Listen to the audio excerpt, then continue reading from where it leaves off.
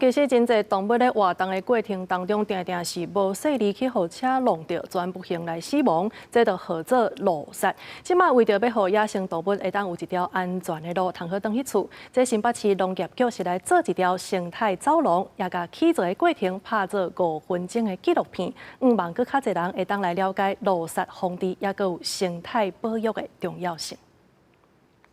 一寡野生动物过路的时，可能会无细力，互去机车弄到地面。为着要降低野生动物落杀的发生，减少野生动物的生存威胁，新北市农业局特别透过生态调查，根据动物的习性，伫土城实质新店等等的所在建立生态廊道，提供野生动物一条安全的路。做这个箱涵啦，什么排水的，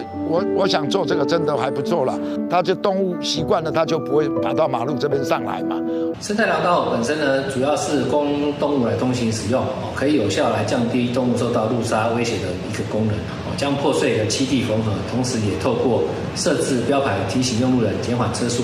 也减少路杀的发生，保护生态多样性。